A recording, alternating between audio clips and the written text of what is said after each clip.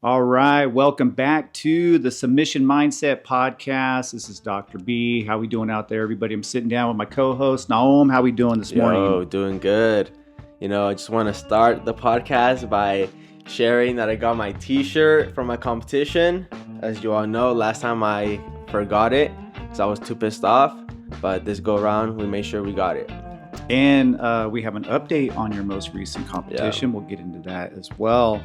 But I also got a shirt. JJ competed, and he went and got his shirt. And he asked me if I wanted one. I said, yeah, it'd be nice to get a shirt. So he went back there and told him that he needed another shirt, and they gave him one. Yeah. So if I would have known you would have worn yours today, I would have worn it, and we could have been twins on the podcast. But yeah, no, the competition this past weekend. You want to give a quick update? Yeah, quick update.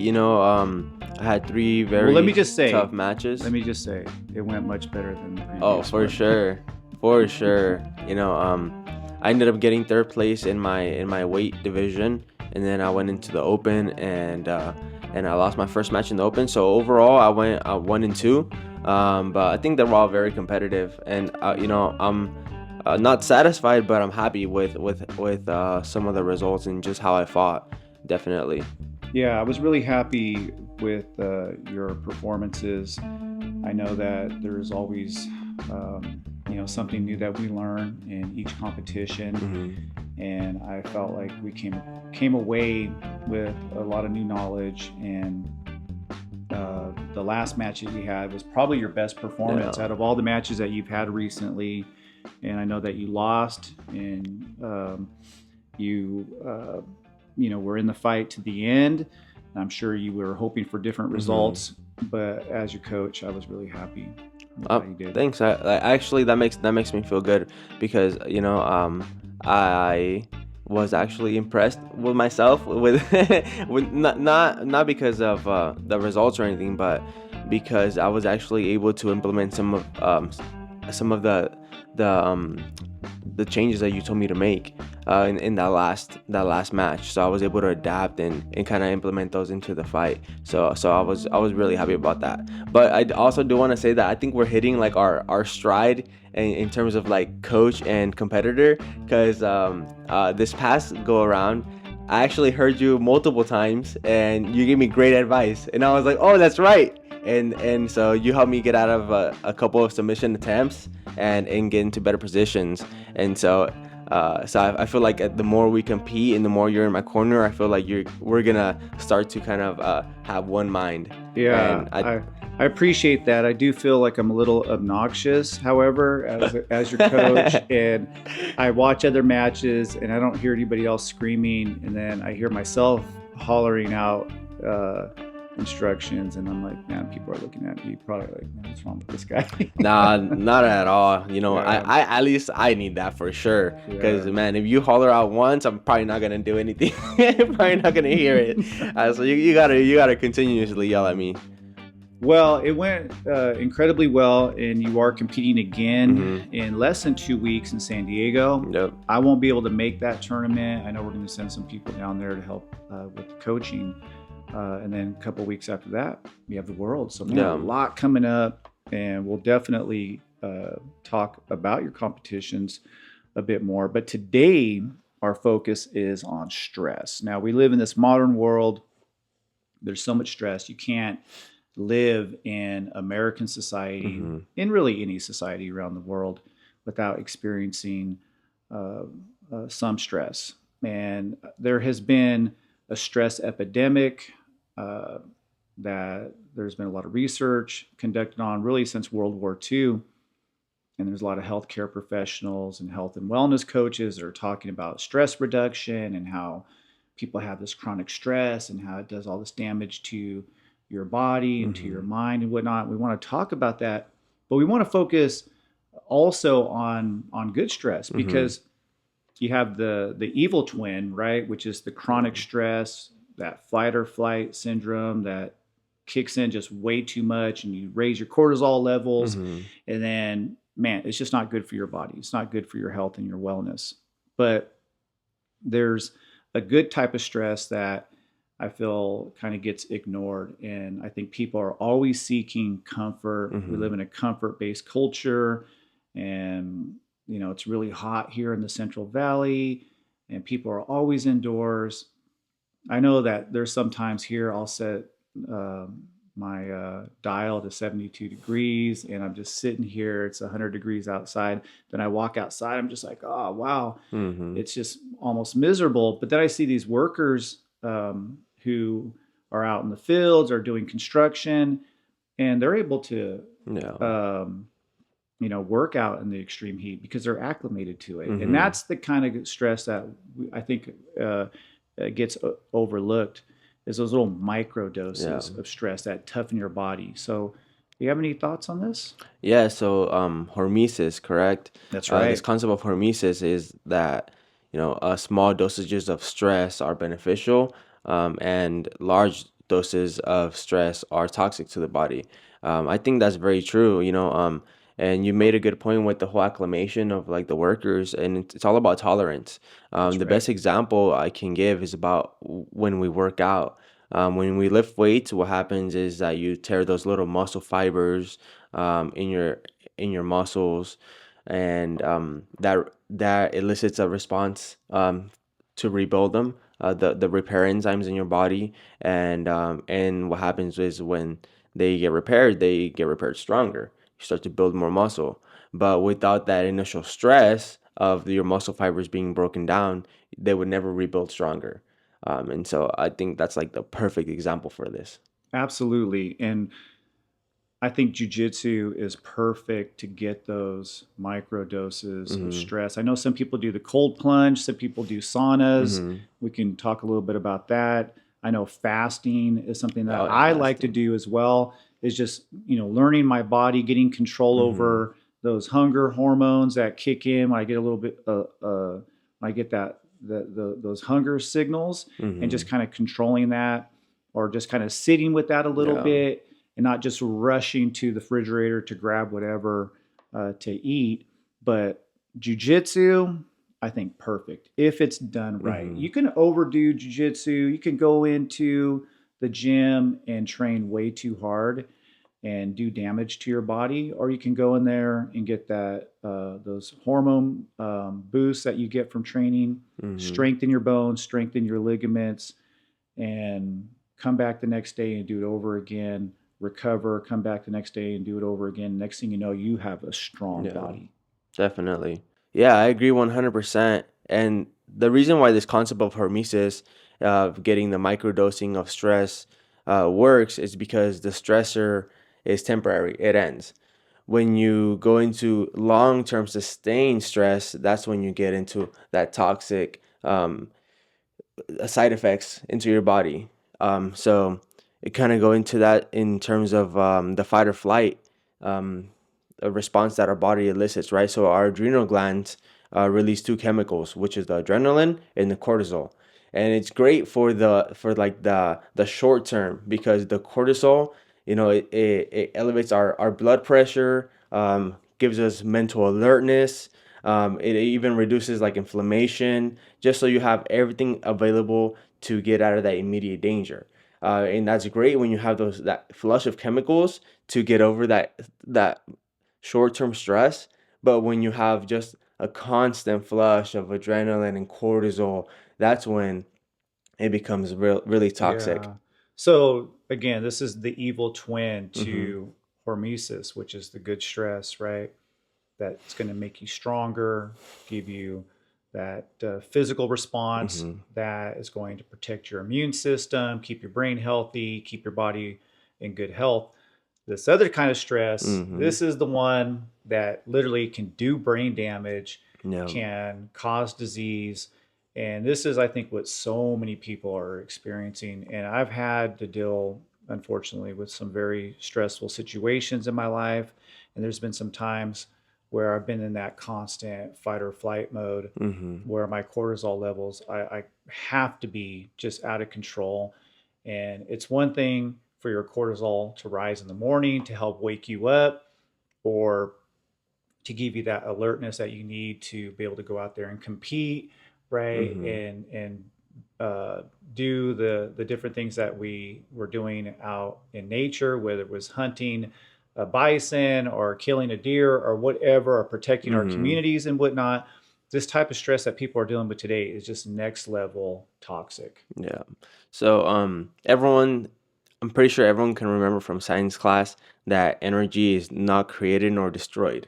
And it applies here as well. So when you're in that just chronic state of fight or flight, where you're just flush with the chemicals the whole time. So what happens is that your body takes energy from other aspects of itself. For example, and the first one to go is those long-term healing factors.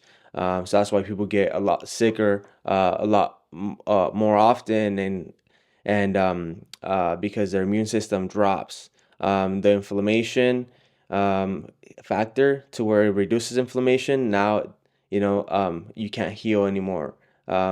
Also, for like men, the libido, sex drive, that depletes because when you're in that fight or flight, all the resources are going to the immediate danger, quote unquote danger, and so your body's not worried about the long term healing or the long term It's reproduction just trying to or get your anything like body that. going so you can defend yourself against Exactly. whatever immediate threat. But oftentimes that threat's like in our head, Mm-hmm. right? Or it's some just major stressor in our life that just didn't exist 5,000 years ago when we were living off the land. And I think that's one of the problems with this modern world that we live in. It's just so incredibly complex and so incredibly stressful.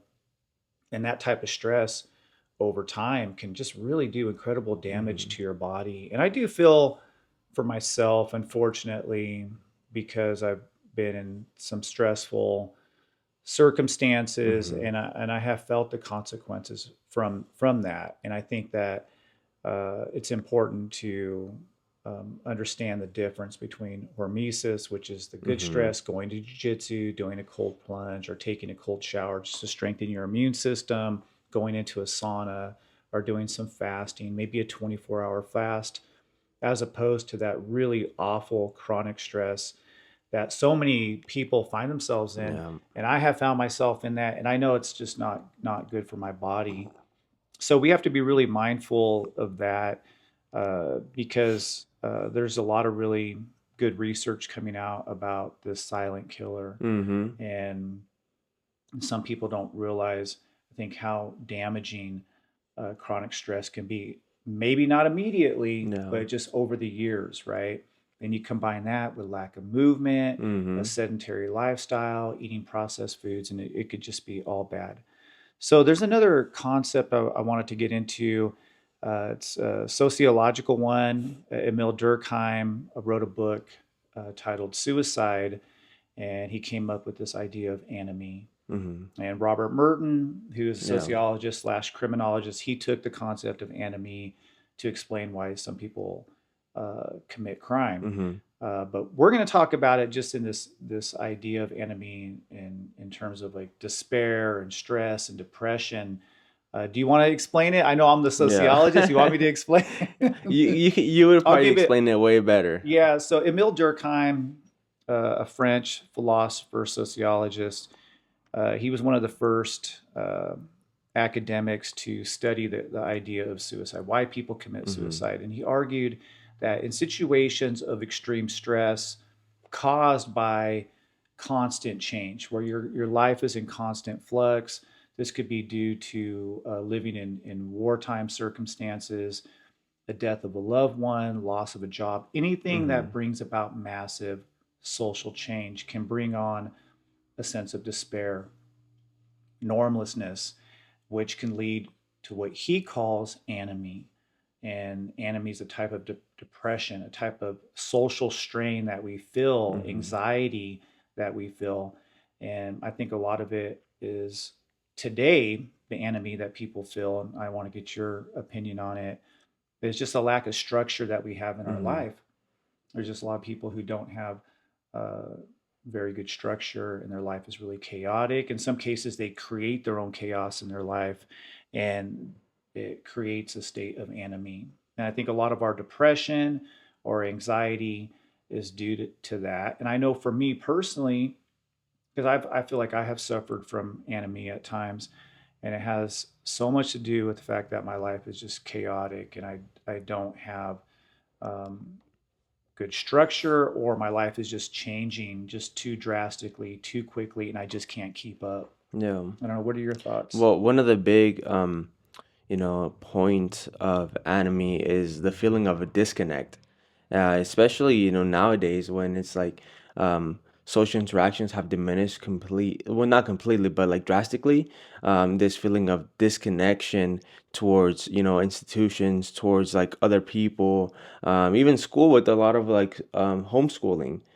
It's just really prevalent, and when you're disconnected, you don't have those like same values that you can share with people. And one of the things that Emil Durkheim kind of stated for a healthy society was shared values, and like a clear structure, so that way people can understand the role in society.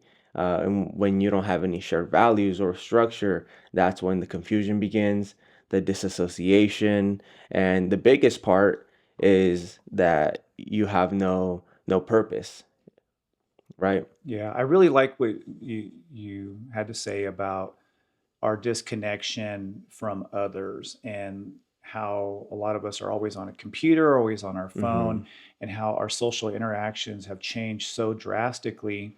And then you have social media, and you have people who, they scroll constantly. And I think that is just further Yeah. disconnecting us. I totally agree with you. I know there's a lot of research on happiness Mm-hmm. levels and how they've declined over the last decade. And really, there's a direct line between happiness levels declining and social media. Yeah. In our social interaction, it has changed. I think before we had social media and TV, we were always in a community, interacting, Yeah. hanging out. And I think that's like a beautiful way to deal with stress levels, a beautiful way to deal with, if you are experiencing anomie, is just getting around a healthy environment, having healthy communication. Uh, it doesn't have to be where you're talking about your problems, but just enjoying life. Mm-hmm. And again, this is, I guess, a polemic or an argument to Yeah. go train jujitsu, True. because you get that with Yeah. jujitsu. And I know for me, when I did experience very stressful times in my life over the last 20 plus years since I started training, and when it was really bad was when I wasn't able to train. I had a shoulder injury, Mm-hmm. and I was going through a divorce, and I couldn't get into the gym. And there's just so much I couldn't do at the time because of my shoulder. And I was just not in good mental Mm-hmm. shape. And I remember when I finally got back into the gym, and I was around people who were laughing and joking and just keeping things light and just having that community, man, it helped me out so much. But when I was home on a Friday night after work and just sitting there with my thoughts Mm-hmm. and thinking about how miserable my Yeah. life was at the time, or all the obstacles I had to overcome, it just wasn't a good situation. And I did feel a sense of despair and anomie. And I feel like jujitsu, one thing I can say for sure is you're going to get the healthy stressors that we talked Mm-hmm. about. And if you are dealing with just that feeling like I don't have very good healthy interactions with people, maybe you don't really like your work environment, man, find the right gym, because that's what jujitsu always did for me. Is I had those good healthy Mm-hmm. communications with people, just keeping it light with my training partners, laughing, joking, telling jokes, having fun, and then of course getting the little micro doses of Mm-hmm. physical stress to keep my immune system healthy and keep my mind healthy. But I think so many people are out there just struggling in the world today. Yeah. And it makes me really sad when I think about it, just all the despair and, people who are just struggling to make it in the world. And that kind of stress that leads to anomie, that's all bad. All So I, bad. I think one of the reasons why this big idea of a disconnect occurs as well is because stress is subjective to each individual. And when you're stressed out about one thing, and I think you're completely insane for being stressed out about that. It creates disconnection between us because, and especially if I have no empathy, I'm not able to empathize and or put myself in your shoes and to kind of see why you're stressed, or because I simply don't care enough to do it. Maybe I have the ability to, but I don't want to. It creates such a big disconnection, and yeah, since stress is so like subjective to the person, I feel like that's why there's so much disconnection. Absolutely. Yeah. And it's all relative too. There might be things that you're stressed out about. I'm like, why is Nahum stressed out about that? Yeah. That's ridiculous. And it is, and I have to always remind myself too that all of our lives are different. And as being a sociologist, it's hard because I see all the horrors in the Hmm. world. And I'm like, I hear people complaining about their life and it Yeah. drives me crazy sometimes. But then I have to realize that, well, the world that we live in today is a lot different, Hmm. right, than say somebody who is dealing with whatever in a developing country or a country that doesn't have as many Yeah. resources. And I think a lot of it goes back to what we've been talking about Hmm. is the fact that we've become so accustomed to this modern world of comforts and Mm. having everything right there for Yeah. us. And um, I think you just have to have there has to be balance. I guess that's what it boils down to. You can't have too much stress. Hmm. You can't have too little. It's the Goldilocks, right? It has to be just Yeah. right. And that's I think the goal that all of us should have in life is it's never going to be perfect. It's never Hmm. going to always be amazing, and it's never going to be awful, completely awful. It's not always going to be great. It might be awful at times, but you just want to find balance and have structure and do your part to make sure that you're not contributing to your own despair and your own normlessness. Yeah.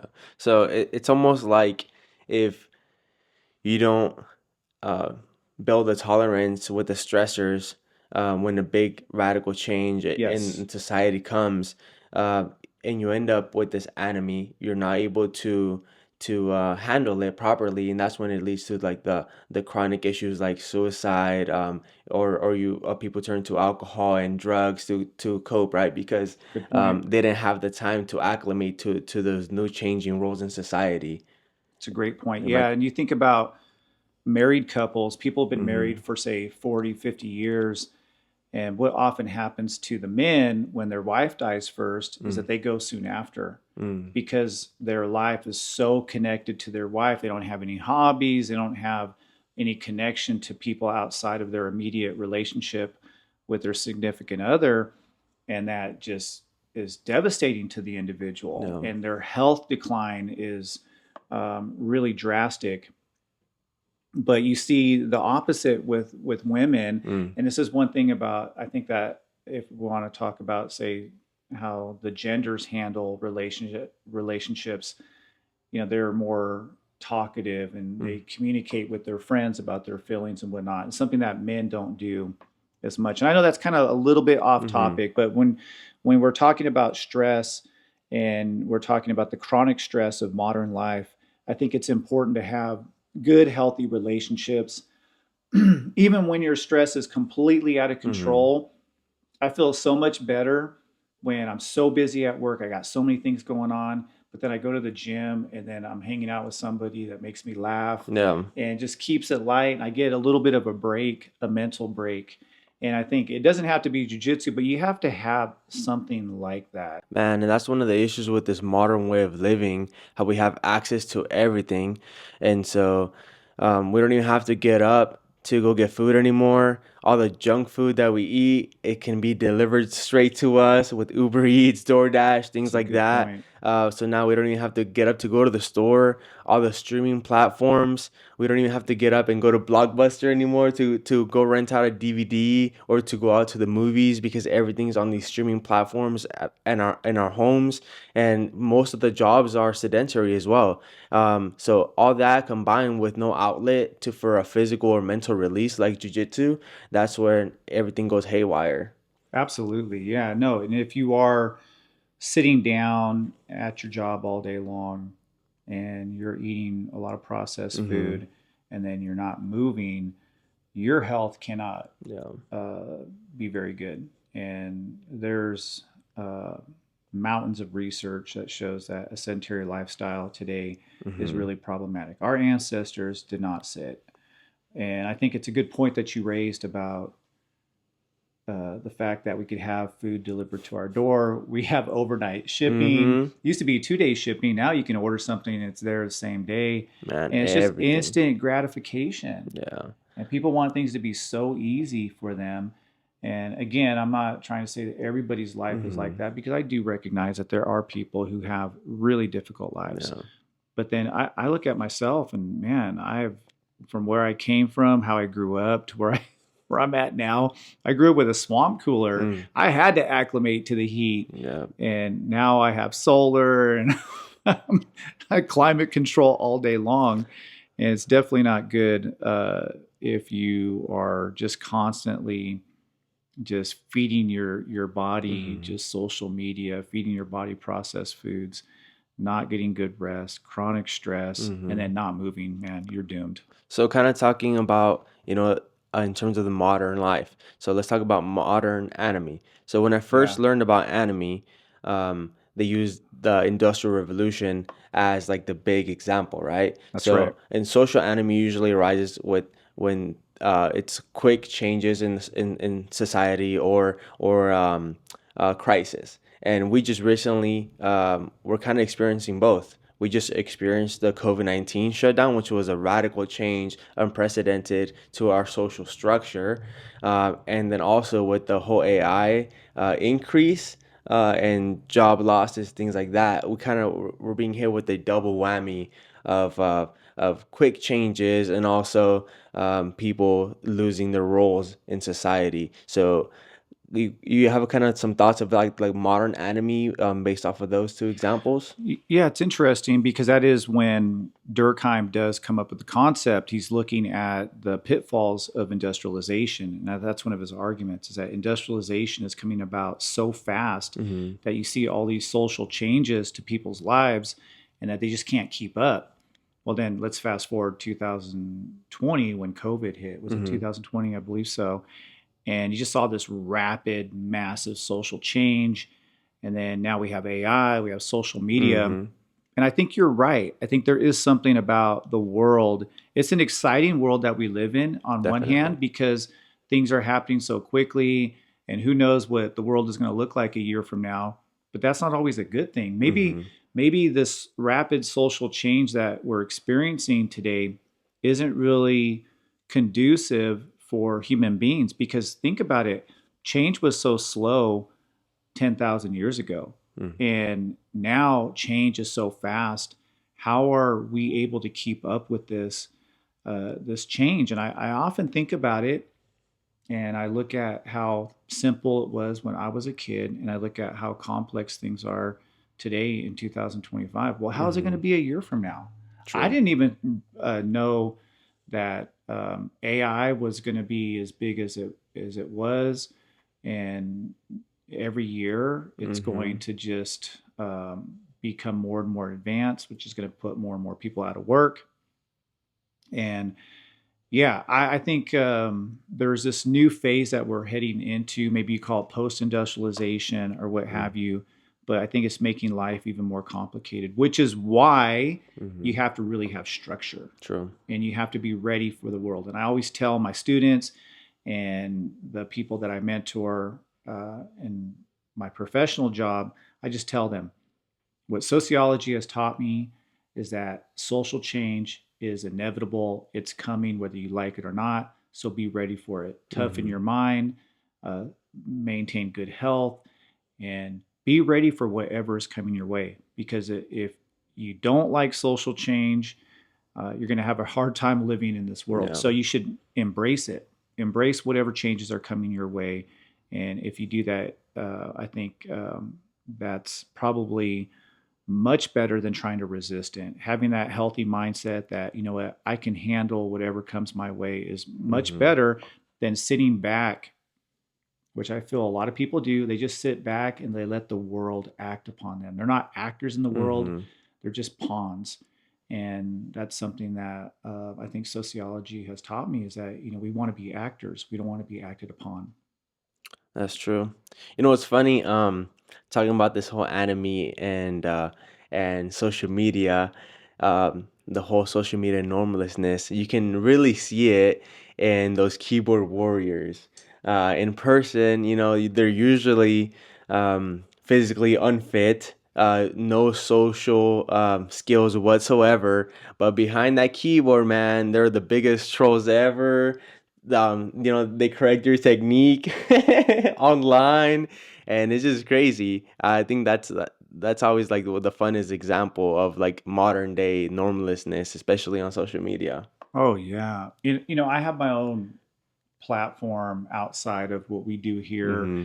and I have a pretty big following on TikTok, and my Instagram is really growing, doing pretty well lately. And boy, I get hit with all kinds of, I do a lot of I history. bet. My job as a sociologist, as a Native American studies professor, involves covering history, covering topics that are very controversial. Mm-hmm.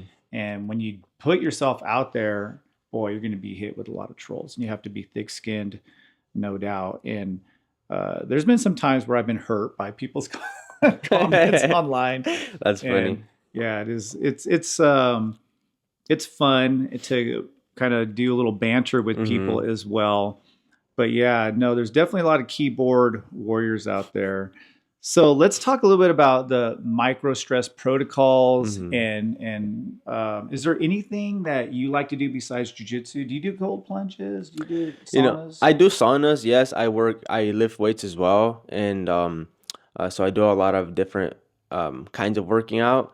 But I've never really done a cold plunge other than a handful of times in high school when I ran cross country.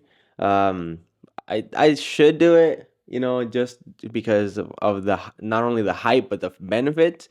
But I don't know, man. Just the fact of just showering cold, like it turns me off. But man, I'm gonna say here, next podcast episode, um I'll give you guys an update. I'll do a cold plunge, and This I'll is let you what I know think what's we up. should do. No, I'm not doing a cold plunge. Just FYI, I'll just straight. I'll fast. I'll do sauna, but I'm not going to cold plunge. But I think when you do cold plunge, I should record it, and then we Oh can yeah. show it. Yeah, We can there you talk go. Yeah. about. But let's do that Yeah. for an episode, and I'll think of something else I can do, because yeah, I'm kind of a little wimp right now, because I have a ruptured disc in my back, and I'm still recovering. But I mean, speaking about, I guess, that part of my Mm-hmm. recovery too, one of my concerns is, because there's a lot of research on, when you have a ruptured disc, is not to stop moving. You have to keep Mm-hmm. moving. You don't want to move too much. Again, the Goldilocks thing. You don't want to do too much. You don't want to do Mm-hmm. too little. And finding that balance, it's a struggle for me, because there's been some days where I've overdone it, and then the next Mm-hmm. day I pay for it. And I don't want to just sit and not do anything, because I know True. that's definitely not healthy. So I'll think of a challenge for myself. Maybe I'll do. You know what? Maybe this is what I'll do. You work on the cold plunge. All right. I'll work on a 48-hour fast. Okay. I'll do a 48-hour fast. How's that? I'll commit to doing something like that, and you That's could hold that's me to cool. it. Perfect. All I'm right. gonna get a big juicy burger, eat it right in front of you.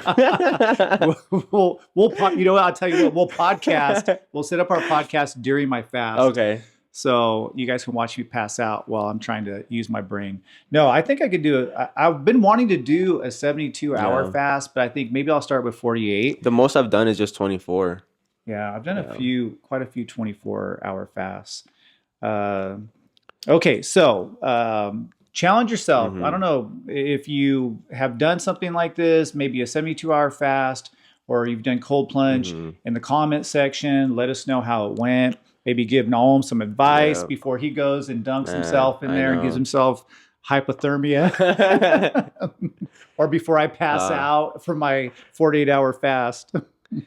but in terms of like long-term stress, there's actually studies out there that a shift in perspective, from like a threat to a challenge can actually help you manage those chronic stress side effects. So if you want to challenge yourself, try shifting your perspective about the stresses in your life. Instead of thinking that it's something that's going to threaten you for forever, maybe make it a challenge, an obstacle to overcome. And just thinking of it that way can help you, reduce the side effects. Well, I think that's definitely a good piece of advice.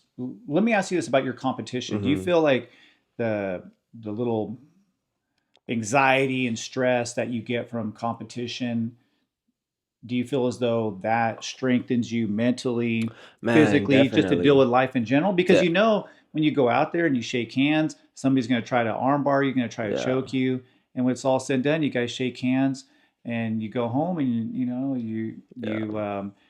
you win, you lose, and it's not necessarily life or death, but it definitely is a stressor.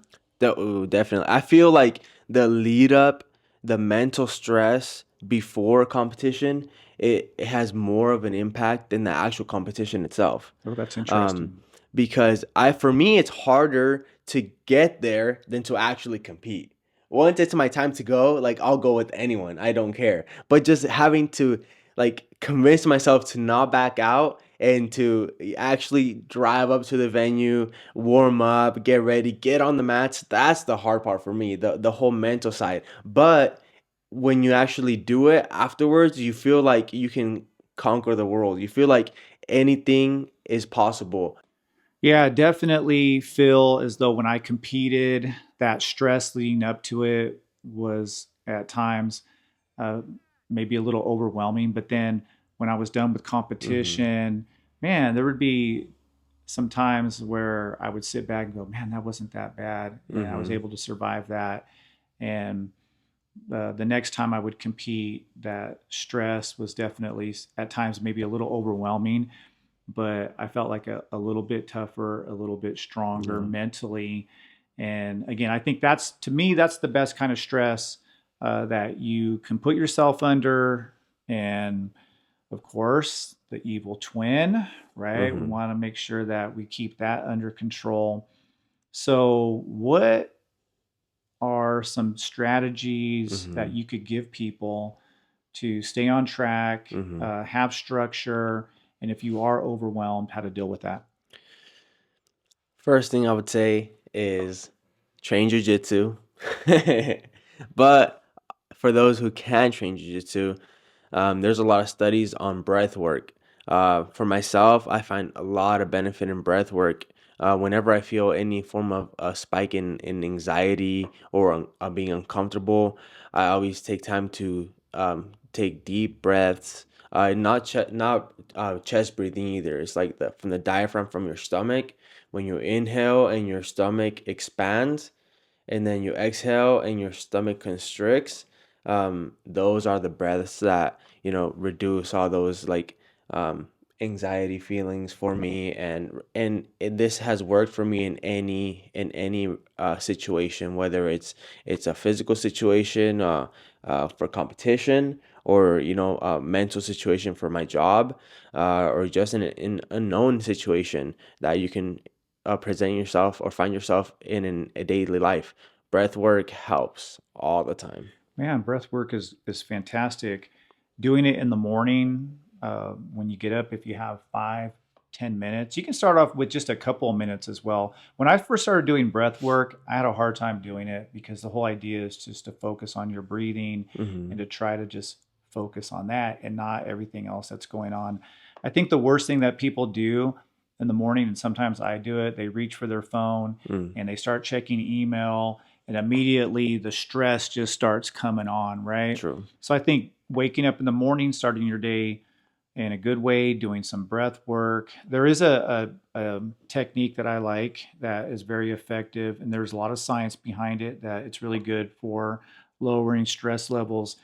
Is just breathing in through the nose for 6 seconds, Hmm. out through the nose for 6 seconds. And there's apps that are free that you can get to kind of guide your breathing. And I would say do that for a couple minutes if you can't do it Hmm. for 10, because some people like me, I couldn't do it for 10 minutes. I tried sitting there doing breath work, and I had to kind of lead up to doing it for longer periods of time. And man, breath work is really a great strategy. I totally forgot about that. And that's something I do pretty consistently. And I think it's really good advice. What about just getting up, doing short bursts of exercise? Do you use that something that's good? All the time. I've actually made it a habit to when I wake up, I go to the gym in the mornings. Um, Previously, I would always enjoy working out in the evenings, but now I kind of shifted towards starting my day off a little bit more productive, and so I actually work out fasted as well. So I kind of get that double dose of little micro stressing. But just working out in the morning, just starting off with a little bit of stress, it kind of builds up the rest of your day to just go real smooth. It improves your mood. Even when you wake up cranky, go get a little pump, man. You handle the rest of the days just so much better. Yeah. So you like to work out in the morning. Something that I enjoy doing is just taking a short walk, getting out in the sun. That's something that helps wake me up. When I first injured my back and I couldn't go to the gym, it was really awful because I was used to getting that microdose of stress through jiu-jitsu, and I couldn't do that any longer. So what I would do is I would wake up and I would just go for really short walks out in the sun. You know, it's really hot here in the Central Valley. Yeah. So I'd just get out in the heat and I would sweat a little bit, and it was really, really good for me. And what I noticed was when I started doing that, I started relying less on coffee to wake me up, and I just started to rely on the sun to wake me up. Nice. And that saved me just going for walks. I was never somebody who really walked all that much. Some people swear by it. They walk every night, they walk every day. But when I hurt my back, that was pretty much all I could do was just walk in my backyard. I literally had a little trail in my backyard because I couldn't go for long walks. So it was just little short, micro, boosts of exercise that I would get. And man, I would feel so much better, even though I was having a hard time just dealing with the fact that I couldn't train. I know that just helped my mindset a lot. And the worst thing I could have done is just sit indoors in 72 degrees, right? Just in the AC doing nothing and just worrying about my lack of physicality. So I think just moving as much as you can, just getting off your butt. If you do a job that you sit in the office all day, man, you got to get up and move. When you have an opportunity, if you work in a building, take the stairs. If you have an hour lunch, spend the first 10 minutes before you eat, go for a walk. Then after you eat, go for another 10-minute walk. Yeah. And man, that exercise is going to help you out, help you deal with stress. It's just going to help your mental state. And of course, it's going to be good for your immune system, which is good for all of us. Because I know that when I work out and I'm staying active, staying busy, getting good exercise, getting good sleep, doing breath work, I rarely get sick. When COVID hit, at that time I was selling life insurance door to door, and when we couldn't go out, we switched up to selling life insurance over the phone.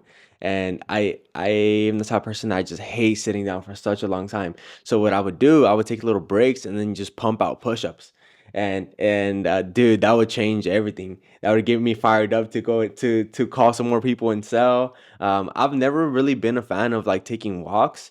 It just doesn't do it for me personally, and I think it's just because so I need something that revs me up a little faster, and just pumping out like a quick set of like 30. Talking right here. The old man says go for a walk. So if you're in the over 40 and the over 50 age bracket, you're listening, walking's great. When you're 25, walking isn't going to do it. Man. I was the same way. Yeah, I was the same way. I never wanted to walk. Wasn't going to sprints maybe. Yeah, I'd do some sprints. That would definitely get me going. But yeah, that's funny. Walking is great for older people who haven't moved in a while. It's a great way to get started. But when you're 26 and you're a jiu-jitsu competitor, it's probably not going No, to cut it. I just think no, walking is great for a lot of people, especially if you're in a sedentary lifestyle. But like when you're fit and when you work out a lot, walking just takes too long to feel like the little physical changes. Yeah. It's different when it's on a nice sunny day. You walk outside, it's quick. You start getting the vitamin D. But when you just need like a little break, a little boost, a little physical like chemical reaction from sitting down, staring at the screen, man, you just drop down, do a little quick set of 50 reps of push-ups, man, you're gonna hop back up, have a nice little pump in your chest and your arms, and be ready to continue to work 100%. Man, if you can do push-ups in the workplace and get away with that, I totally agree. I think that's a great way to not only get the blood flowing, but to build some Mm-hmm. muscle, right? I mean, obviously, walks are good. Anything that gets you moving, really, Mm-hmm. it doesn't matter. Doing some squats. There's some people who every hour they'll do 10 squats Yeah. at work. And that's kind of how they keep their legs in shape from people who True. sit too long. And so I started doing a little bit of that, like squatting, doing some squats at work. If you have physical limitations, there's ways that you can get around it. I don't like excuses when people say, "Oh, I can't do it because of this." And Mm-hmm. I have a lot of injuries. I have a bad shoulder. Everybody knows at the gym that I have a bad back. I ruptured my disc about 9 months ago, but I can consistently move my body. I'm not going to sit back and just let my body die and let my body just slowly deteriorate.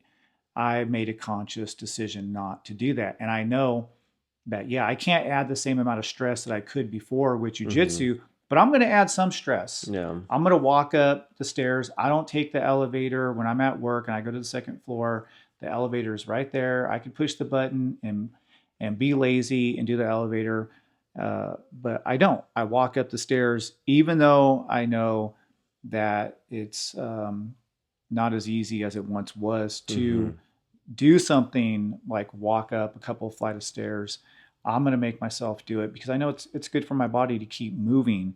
And so even if you're injured, Mm-hmm. the worst thing that you could do is to stop. Yeah. Movement is life. Our ancestors were always on the go. They were always moving, and it doesn't matter if it's walking or squatting or doing some push-ups or whatever. Just move your body and Mm-hmm. you're going to be good. All right. So we got some goals that we've set. I'm going to commit to a a 48-hour fast, Mm-hmm. and you're going to do a cold I'm plunge. gonna do a cold plunge. Yeah. All right. So Nahum, we got him on Mm-hmm. camera right here. He's going to do a cold plunge. I'll do a 48-hour fast, and we'll do the podcast during my 48-hour Okay. fast. All right. Well, if you want, we can do the cold plunge after the podcast to get it recorded. Well, we can We'll do. figure out the We'll figure it out. semantics. We'll figure it out, and then we'll definitely talk about it on one of our episodes. Any key takeaways here you want to share? Something that you want to add? And just any form of stress that you can add in a small dosage in a controlled manner, just incorporate that into your life, and you'll start seeing the rewards in the long term for sure. Absolutely, 100%. And before we go, I just want to say to the people who are watching this, if you made it to the end of the episode, thank you so much for supporting the Submission Mindset podcast. And I want to put this out there. We are looking for sponsorships Hmm. for our competitors, specifically this one right here. Nahum has been competing against the biggest schools all around California, and we're looking to potentially get into some tournaments outside of the area. Hmm. And of course, these tournaments are costly. And we have other competitors at Seventh Generation Jiu Jitsu who want to compete, but Hmm. the costs are they're piling up. And tell them about your last tournament and the students that you were fighting Yeah. against, the competitors. Man, the competitors, all they do is compete. They travel around the world competing. I lost to some kid that lives in Brazil, and I spoke to him a little bit before getting our medals on the podium, and he said that he's only in California for a couple months to do tournaments back to back. And I already signed up for this next tournament in San Diego, and he's on the list already. Yeah, and so some of these kids are literally just doing the tournament circuit, and they are traveling from city to city, in some cases country to country. Yep. So our school really small, and we have a great competitor here, and we have other great competitors at 7th Generation Jiu-Jitsu. But we're looking for sponsors. So if you want to sponsor the Submission Mindset podcast, if you're interested in helping out our competition team, definitely reach out to us on Instagram. You can follow our IG. It's the Submission Mindset, and we can reach out to you on your social media. What's your social my media personal Instagram is stc_Nahum, spelled Nahum. Same thing TikTok, but without the underscore. But yeah, reach out to us if you want to, help us out with some sponsorships. But also, if you just have some input about our content, if you want us to cover any specific topic, still reach out. Questions, comments, concerns, anything is welcome. Yeah, absolutely. And definitely follow us on our gym IG, which is 7th Gen BJJ. You can reach out to us there. Honestly, we just appreciate the support and appreciate the viewership. I know this has been a lot of fun for me. I excited about the future of the show and see how in depth we can get into some of these issues centered around not just jiu-jitsu, but life, because life has got all kinds of challenges, all kinds of ups and downs, all kinds of stressors.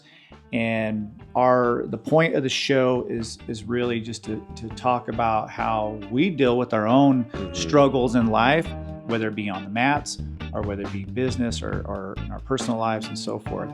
And so we hope that this is interesting to our viewership. And if you do have ideas, definitely let us know, because I'm real curious about what y'all think of our podcast. If you don't like it, you can tell me. I'm pretty thick skinned. I can handle it.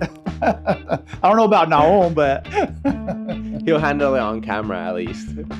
Anyway, I also want to thank our good friend Antonio for our intro and outro music as well. I like it. It's definitely becoming a part of the show. Definitely. If you guys are in Fresno, Clovis, I'm pretty sure you'll eventually hear him play in the local bars, because he's always active. I think, what was it, like 2 weekends ago, he did like four shows in one week, or one day. Not just in 1 weekend, it was one day, 4 different shows. Man, he's a beast. So very active in the music scene. So yeah, thank you. Appreciate it. Oh, man, appreciate it. So this is the Submission Mindset podcast. Dr. B. Nahum, right here. I'm not a doctor, but maybe in the future. I have a PhD, often referred to as piled higher and deeper.